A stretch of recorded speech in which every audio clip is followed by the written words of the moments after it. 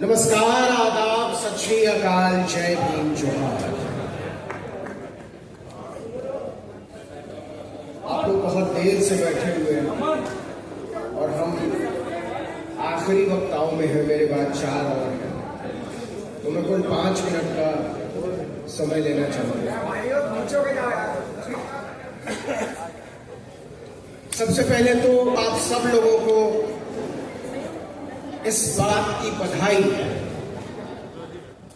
कि स्वतंत्र भारत के इतिहास में पहली बार किसी चुनाव में हमने संविधान को लहराते देखा। पहली बार हमने सामाजिक न्याय को केंद्रीय मुद्दा बनते देखा। पहली बार हमने देखा कि कोई चुनाव आदमी और आदमी की बराबरी के नाम पर लड़ा जा रहा है। इसके लिए आप सब लोग बधाई के पात्र हैं। लेकिन इससे आगे का सवाल है कि क्या इसके बाद ये लड़ाई खत्म हो जानी चाहिए? क्या हमने वो सब हासिल कर लिया है जो किसी भी चुनाव से हम हासिल करने की उम्मीद करते हैं? क्या हम आने वाले दिनों में उम्मीद कर पाएंगे कि किसी इंदर में इकबाल को मारा नहीं जाएगा, किसी पायल कड़वी को मारा नहीं जाएगा, किसी रोहित वेमुला को लटकाया नहीं जाएगा? और अगर ये उम्मीद हमारे दिलों में नहीं है तो ये लड़ाई अभी बाकी है, और ये लड़ाई उस रोज तक चलेगी जिस रोज तक एक भी आदमी को, एक भी औरत को, एक भी बच्चे को मारा जा रहा है, सताया जा रहा है, दबाया जा रहा है। हम कास्ट सेंसस की बात करने बैठे हैं, हम सोचने बैठे हैं कि हमारा रास्ता क्या हो। और आज के अखबार में खबर है कि एनसीईआरटी ने 6वीं क्लास की जो सामाजिक विज्ञान की किताब है उससे कास्ट को हटा दिया गया है। बाबा साहब डॉक्टर भीमराव अंबेडकर का जातीय उत्पीड़न हुआ है, ये अब 6वीं क्लास के बच्चे नहीं पढ़ेंगे, नहीं पढ़ाया जाएगा। तो क्या ये अचानक हुआ? अभी जो मुजफ्फरनगर में, शामली में, सहारनपुर में, उत्तराखंड के इलाकों में जो आदेश जारी हुआ कि सबको अपने नामों की चिप्पियां चिपकानी होगी। आपके यहां जो कामगार काम करते हैं, जो मजदूर काम करते हैं, जो खानसामे काम करते हैं, बावर्ची काम करते हैं, मैनेजर काम करते हैं, उनका नाम लिखना पड़ेगा। मैं सोच रहा था कि ऐसा क्यों हुआ, अचानक इसकी जरूरत क्यों पड़ी? क्या वाकई इसके पीछे मुसलमानों की पहचान कोई वजह है?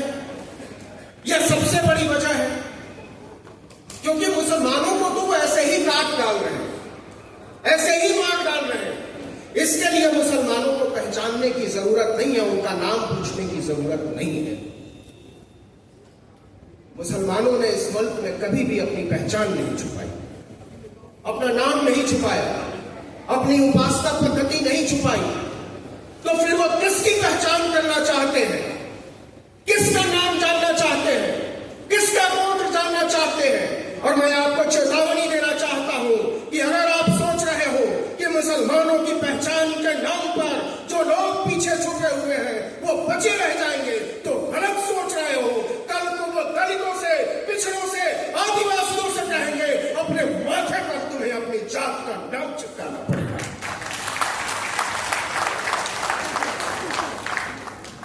ये पहचान क्यों पूछी जा रही है? क्यों पूछा जा रहा है? कि आपको अपना कौम बताना पड़ेगा, अपना नाम बताना पड़ेगा, अपना ईमान बताना पड़ेगा। ये इसलिए हुआ है कि इस चुनाव में संविधान सबसे बड़ा मुद्दा बना। यह इसलिए हुआ है कि कास्ट सेंसस को, जातीय जनगणना को आपकी 7 पुश्तें अब टाल नहीं सकती। इसलिए वो पिछले दरवाजे से चोर दरवाजे से जानना चाहते हैं। उन तमाम लोगों के नाम, उन तमाम लोगों की पहचान जो संविधान के हक में खड़े, जो बराबरी के हक में खड़े, जो समता, न्याय और बंधुत्व के सिद्धांत के हक में खड़े। और इसलिए मैं आपको बताना चाहता हूं कि लड़ाई को थोड़ा और बड़ा किया जाए, अपने दिलों को थोड़ा और बड़ा किया जाए। और इसलिए बड़ा किया जाए कि परिवार जितना बड़ा होता है उतना मजबूत होता है, उतना ताकतवर होता है, उसकी हैसियत उतनी बड़ी है। तो छोटे छोटे खित्तों में बंट के हम कोई भी बड़ी लड़ाई को किसी लॉजिकल कंक्लूजन तक, किसी तार्किक अंजाम तक नहीं पहुंचा पाए। अगर हम सोचते हैं कि बाबा साहब को हम रख लेते हैं, सरदार पटेल को आप रख लो, संतराम बीए प्रजापति को वो रख लें, तो ये लड़ाई किसी मुकम्मल अंजाम तक पहुंचने वाली नहीं है मेरे दोस्त। इसलिए जरूरी है कि जरा अपनी खिड़कियां खोलें, अपने दरवाजे खोलें और उन सबसे ज्यादा अपनी नजर, अपना नजरिया, अपना दिल खोलें। जरा सोच कर देखिए कि जिनको इस्लाम के नाम पर, मुसलमान के नाम पर जिनका शिकार किया जा रहा है, वो कौन लोग? वो हमारी और आपकी तरह के लोग हैं, हमारे और आपके बीच से आए हुए लोग हैं। कोई दर्जी का काम करता है, कोई मोची का काम करता है, कोई खेतों में पानी पटाने का काम करता है, कोई चूहा मारकर खाता है। उनको अपने साथ छोड़ने की जरूरत है। और मैं जो खतरा महसूस कर रहा हूं, ये बात सच है कि यह चुनाव संविधान की तरफ मुड़ा, यह बात सच है कि यह चुनाव समता, न्याय, बराबरी, बंधुत्व की तरफ मुड़ा। लेकिन इस चुनाव में जो मैं खतरा देख पा रहा हूं, उस खतरे से आपको वाकिफ कराना चाहिए। जिस तरीके से, क्योंकि हम रिप्रेजेंटेशन की बात करने के लिए बैठे हैं, हम प्रतिनिधित्व की बात करने के लिए बैठे हैं, तो आप गौर कीजिए जिस तरीके से उत्तर प्रदेश से, जिस तरीके से बिहार से, यहां तक कि पश्चिम बंगाल से, तमिलनाडु से मुसलमानों के प्रतिनिधित्व को मिटाने की कोशिश की गई है, ये बहुत खतरनाक संकेत है। अगर आपको किसी दंगाई का मुकाबला करने के लिए, अगर आपको हमको किसी फसादी का मुकाबला करने के लिए, अगर हमको आपको किसी संविधान विरोधी का मुकाबला करने के लिए संविधान का ही विरोध करना पड़ जाए, फसाद के पक्ष में खड़ा हो जाना पड़े, दंगाइयों के पक्ष में खड़ा हो जाना पड़े, तो फिर हम में और आप में कोई फर्क बचेगा नहीं। इसलिए जरूरी है कि हम उन मुद्दों की पहचान करें जिन मुद्दों के दम पर हम और आप एक हो सकते हैं। हम उन लोगों की पहचान करें जिनके साथ ये लड़ाई बड़ी हो सकती है। इस संसद में और लोगों की जरूरत है, और वो लोग कौन होंगे ये हम और आप मिलकर तय करें कि विधानसभाओं में बैठने वाले लोग कौन होंगे। आज मैं जोर देकर कहना चाहता हूं कि इस मुल्क का काम किसी भी झुमका बाबा के बिना चल सकता है, इस मुल्क का काम किसी भी चिमटा बाबा के बिना चल सकता है, इस मुल्क का काम किसी भी धीरेन्द्र शास्त्री बाबा के बिना चल सकता है। अगर इस मुल्क का काम किसी बाबा के बिना नहीं चल सकता है तो वो हमारे बाबा साहब डॉक्टर भीमराव अम्बेडकर।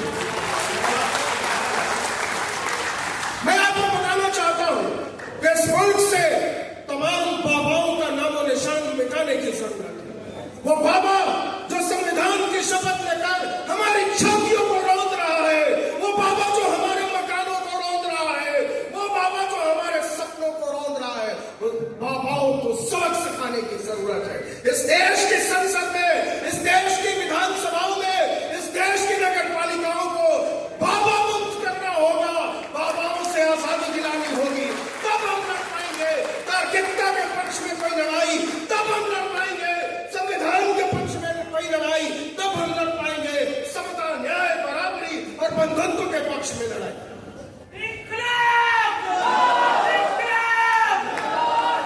लड़ाइयां ऐसे नहीं लड़ी जाती।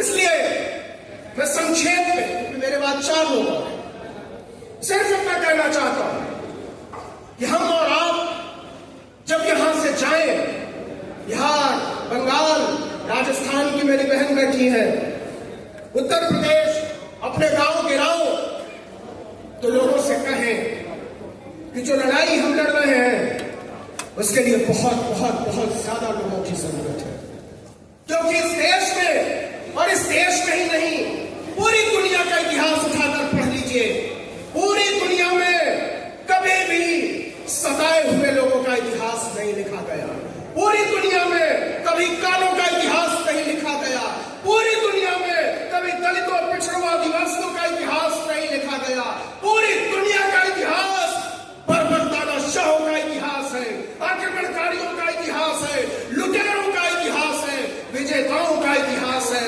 लेकिन जिस दिन से हमने तय किया कि हम भी अपना इतिहास लिखेंगे, हम भी अपने पुरखों की गाथाएं लिखेंगे, उस दिन से हलचल तेज हो गई। उस दिन से हमको और आपको सबक सिखाने की तैयारी हो रही है। और आप लिख लीजिए, केवल 24 घंटे पुरानी बात है कि इस देश के सरकारी कर्मचारियों पर आरएसएस में शामिल होने की जो पाबंदी थी, वो किस लिए उठाई गई है। यह कोई साधारण बात नहीं है, यह रातों रात नहीं है, यह संविधान के हमलावरों को अपने काम में जुट जाने की मुनादी है। अगर हम और आप इसको समझ नहीं पा रहे हैं, अगर हम और आप इसके खतरों को नहीं समझ पा रहे हैं और नहीं जान पा रहे हैं ये अगला निशाना कहां होगा, तो शायद बहुत भोले हैं। जरा सोच कर देखिए, नीट का घोटाला, यूपीएससी का घोटाला, यूजीसी नेट का घोटाला, सीएसआईआर नेट का घोटाला, किसके लिए, क्यों नीट की दोबारा परीक्षा नहीं हो रही है? ये परीक्षा दोबारा इसलिए नहीं हो रही है कि इस मुल्क की सरकार, जिन लोगों ने 10-10 लाख, 20-20 लाख, 50-50 लाख रुपए देकर हमारे गरीब बच्चों का हक मारा है, वो बच जाए, उनका मेडिकल कॉलेजों में दाखिला कहीं लटक न जाए, इसलिए तैयारी हो रही है कि नीट का परीक्षा मत हो। तो हम और आप, लक्ष्मण यहां बैठा हुआ है, उससे पूछिए कि उसको विश्वविद्यालय से क्यों निकाला गया। और ये केवल अकेले उसकी बात नहीं है, उन लाखों लोगों की बात है जिनको पढ़ने से रोका गया है, जिनको लिखने से रोका गया है, जिनको बोलने से रोका गया है। जिस दिन भी आप लिखने की बात करोगे, जिस दिन भी आप पढ़ने की बात करोगे, जिस दिन भी आप बोलने की बात करोगे, उस दिन आपके ऊपर लाठियां चलेंगी, उस दिन आपके ऊपर पत्थर चलेंगे, उस दिन आपको गालियां सुननी होंगी। तो क्या हम लड़ाई लड़ने से इनकार कर देंगे? क्या हम पीछे हट जाएंगे? क्या हम सोचना बंद कर देंगे? या फिर हम अपनी आवाज को और ऊंचा उठाएंगे? या फिर हम अपनी मुट्ठियों को और कस के खींचेंगे? या फिर अपनी आंखों में पलते हुए सपनों को आसमान जैसा विस्तार देंगे? ये तय करो मेरे दोस्तों, मेरी माओ, मेरी बहनों, मेरे बुजुर्गों, मेरे साथियों, यही तय करो और इसी वक्त तय करो कि यहां से जब उठ कर जाओगे तो तुम्हारे लिए लड़ाई के हजारों मंच खुलते हैं कि नहीं। यही तय करो कि जब अपने दोस्तों से मिलोगे, जब अपने साथियों से मिलोगे, जब अपने रिश्तेदारों से मिलोगे, तो बताओगे कि नहीं कि हमने जो 2 रुपए, 4 रुपए, 10 रुपए, 20 रुपए देकर इस देश के नामी विश्वविद्यालयों में पढ़ाई कर ली, उन विश्वविद्यालयों पर ताला लटकाने की तैयारी क्यों है? क्यों बदनाम किया जा रहा है जेएनयू को? क्यों बंद किया जा रहा है जामिया यूनिवर्सिटी को? क्यों अलीगढ़ मुस्लिम यूनिवर्सिटी को बदनाम किया जा रहा है? इसलिए कि इन विश्वविद्यालयों में पढ़ने वाले गरीब, इन विश्वविद्यालयों में पढ़ने वाले दलित, पिछड़े, पसमानदा आपसे बराबरी की कुर्सी पर बैठकर बराबरी का हक न मांगने लगे। इसलिए इस देश के तमाम शानदार विश्वविद्यालयों पर ताला लगाने की जिम्मेदारी। एक लड़ाई जो मुकम्मल तौर पर लड़ी जानी चाहिए, वो सिर्फ मुकम्मल तौर पर लड़ी जा सकती है। ये लड़ाई हमारी लड़ाई नहीं है अकेले की, ये लड़ाई आप जो बैठे हुए हैं, केवल आपकी भी लड़ाई नहीं है। ये लड़ाई जो इस हॉल के चारों तरफ खड़े लोग हैं, उनकी भी लड़ाई नहीं है। ये लड़ाई हमारी आने वाली नस्लों की लड़ाई है। ये लड़ाई हमको जीतनी पड़ेगी, अपने आप को मिटाकर भी जीतनी पड़ेगी। हमारे पास विकल्प नहीं है, हमारे पास कोई दूसरा रास्ता नहीं है कि हम लड़ें। और इसलिए मैं आपको ताकत देने आया हूं और आपसे ताकत लेने आया हूं। इस लड़ाई के तसव्वुर तय किए जाए, इन हौसलों की उड़ान तय की जाए, अपने सपनों का आसमान तय किया जाए और हम मिलजुल कर उन दंगाइयों को पहचाने जो असल में नाम तो दूसरे लोगों का लेते हैं, लेकिन उनके निशाने पर एक बड़ा तबका है। इस देश में दलितों को, पिछड़ों को, आदिवासियों को, पसमानदा को किनारे करके जो राजनीति रचने की कोशिश की जा रही है, उस राजनीति को उखाड़ फेंकने की जिम्मेदारी आप में से हर एक की करनी है। और इसलिए आखिर में मैं केवल इतना कहना चाहता हूं कि करा के दंगा, जला के बस्ती, करा के दंगा, जला के बस्ती, मुआवजा बांटता है जो अब, करा के दंगा, जला के बस्ती, मुआवजा बांटता है जो अब, उठो कि मिलजुल करके हमको है उसका खाना खराब। जय भीम, इनकलाब जिंदाबाद, जय संविधान, जय लोकतंत्र। साथियों, जय भीम, जय बंदर, जय संविधान। आज इस कॉन्फ्रेंस में जितने भी संगठन मिलकर इस कॉन्फ्रेंस को कर रहे हैं वो धन्यवाद के पात्र हैं, और जो लोग यहाँ पर उपस्थित हैं वो उनसे भी ज्यादा धन्यवाद और आभार पाने के अधिकारी हैं, क्योंकि अब समय आ गया है सामाजिक न्याय का। सामाजिक न्याय ही अब इस देश को आगे बढ़ा सकता है। 85% जो जनसंख्या पिछड़ी जातियों की रही है उसका गवर्नेंस 15% जो जनरल क्लासेस हैं, जिन्हें कभी कभी अगड़ी जातियां भी कहा जाता है, उनके हाथ में चला आ रहा है। परंतु 2024 के इलेक्शन में आप लोगों ने देखा होगा कि सामाजिक न्याय का बिगुल जो बजाया गया है उसी की परिणति है कि पूर्व शासक दल को बगले झांकने के लिए मजबूर होना पड़ा।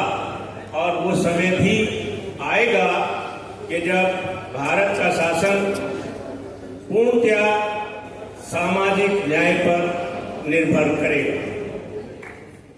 शिक्षा, स्वास्थ्य और न्याय, ये 3 स्तंभ ऐसे हैं जो किसी भी समाज को आगे बढ़ने के लिए प्रेरित करते हैं। यदि हम सही प्रकार से शिक्षित होंगे, स्वस्थ होंगे और न्यायप्रिय होंगे तो स्वाभाविक रूप से हम आगे बढ़ेंगे। हमारा संविधान समतामूलक संविधान है, उसको आगे बढ़ाने के लिए सभी को मेहनत करनी है। सामाजिक न्याय के जितने भी संगठन हैं पहले अपना अलग अलग सम्मेलन करते थे, अब उनमें भी एक चलन शुरू हो गया है कि 4, 6, 8, 10 सामाजिक संगठन एक साथ होकर एक प्रोग्राम को चलाते हैं, जो कि एक बहुत अच्छी शुरुआत है। सोशल रिवोल्यूशन अलायंस भी इसी बात की हिमायत करता है कि सभी सामाजिक संगठन एक साथ होकर कार्य करें, और क्योंकि सबका उद्देश्य एक ही है इसलिए सब लोग एकत्रित होकर कार्य करें। ऐसा नहीं है कि एक आदमी, एक संगठन ने अपना कार्य किया है तो दूसरा संगठन उसमें ये कहे कि भाई ये तो हमारा प्रोग्राम नहीं है तो उनका प्रोग्राम में हम न जाएं। इसलिए एकत्रित होना बहुत आवश्यक है।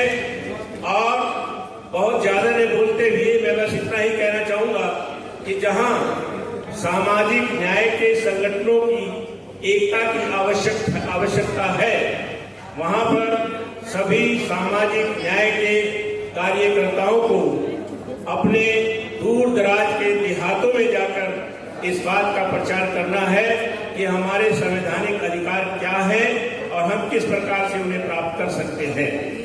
जब तक हमारा अंतिम पायदान पर खड़ा हुआ व्यक्ति, वो वोटर जिसको केवल इलेक्शन के वक्त तवज्जो दी जाती है और उसके बाद उसे भुला दिया जाता है, जो कि शासन सत्ता उन सामंतवादी लोगों के हाथ में आ जाती है जो सामाजिक न्याय के समर्थक नहीं है। इसलिए सामाजिक न्याय को जो मंडल आयोग की रिपोर्ट से कुछ सीमा तक स्थापित हुआ है, उसे पूर्णतः स्थापित करने के लिए हम सभी सामाजिक न्याय के संगठन और उनके कार्यकर्ता, सभी सामाजिक न्याय प्रेमी हम लोग देहातों तक जाएं और देहातों में चौपाले करें और ये बताएं कि आपके वोट की कीमत कितनी है और वो आपको क्या दिला सकती है। जब तक उनको अपनी वोट की वैल्यू का पता नहीं लगेगा, तब तक यह स्थिति सुधरने वाली नहीं है। अब जो समय आ रहा है, धीरे धीरे ये आगे बढ़ेगा। बस इन्हीं शब्दों के साथ मैं चाहता हूं कि हम सभी सामाजिक न्याय के प्रेमी अपने मूल निवास की तरफ जाकर अपने लोगों को अपने परिवार से लेकर अपने पड़ोस तक और अपने गांव से लेकर अपने कस्बे, देहात और शहर और देश और प्रदेश तक इन बातों को फैलाएं और सामाजिक न्याय की ऐसी सामाजिक न्याय की बात को आगे बढ़ाएं। धन्यवाद। अगर आपको लगता है कि हमारा काम बहुजन समाज के लिए महत्वपूर्ण है, तो आप हमें आर्थिक सहयोग के लिए सीन दिखाए गए QR कोड स्कैन और फोन पे और गूगल पे और UPI और बैंक अकाउंट में कर सकते हैं। फोन पे, गूगल पे 9250529129, UPI 9250529129@YBL। Bank account state bank of India AC 1042994628, IFSC code SBIN 00066563। आपका छोटा से छोटा सहयोग समाज और हमें और मजबूत करेगा, जिससे हमें बहुजन पत्रकारिता में और निष्पक्ष बनाने में मजबूत करेगा। जय भीम, जय भारत।